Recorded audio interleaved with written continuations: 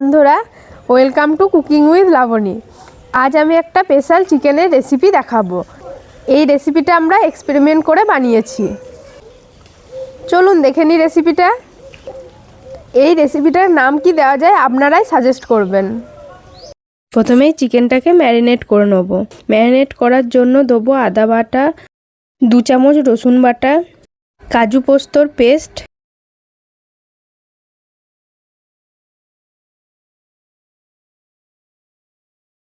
দেব কাঁচা লঙ্কা বাটা, দেব পরিমাণ মতো নুন, দেব ধনে জিরে গুঁড়ো, টক দই।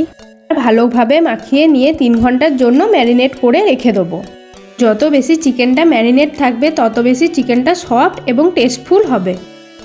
চলুন এবার মেন রান্নায় ঢোকা যাক। কড়াইয়ে সাদা তেল গরম করে নেব। তেলটা গরম হয়ে গেলে পেঁয়াজটা লাল লাল করে ভেজে নেব।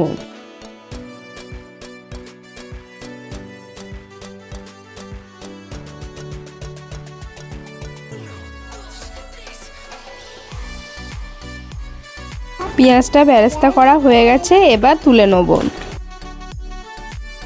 পেঁয়াজ ভাজার তেলে 2 চামচ ঘি দিয়ে ফোড়ন দেব। ফোড়নে দেবো গোটা গরম মশলা আর শুকনো লঙ্কা। শুকনো লঙ্কাটা ভাজা ভাজা হয়ে গেলে এবার ম্যারিনেট করা মাংসটা দিয়ে দেবো।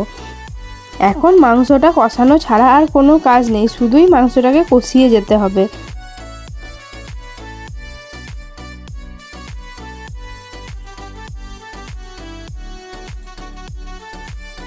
এই চিকেনের রেসিপিটা পরোটা বা ভাতের সাথে খুব সুন্দর যাবে। এবার অল্প অল্প করে জল দিয়ে ভালো করে চিকেনটাকে কষিয়ে নেব। চিকেনটা তেল ছেড়ে দিয়েছে, জল দিয়ে দেব সিদ্ধ হওয়ার জন্য।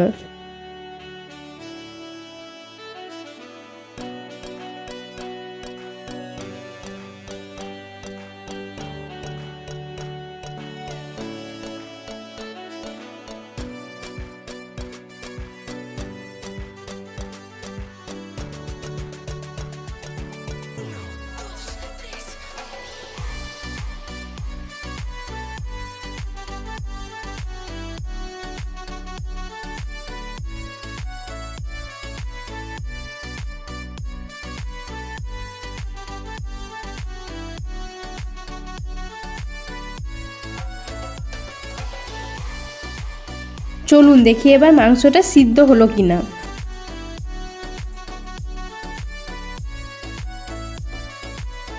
মাংসটা খুব সুন্দর সিদ্ধ হয়ে গেছে।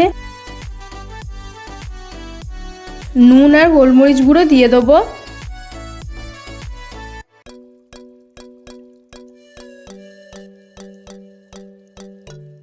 তারপর একটু নাড়াচাড়া করে নিয়ে পেঁয়াজ ভাজা আর কাসুরি মেথি দিয়ে দেবো।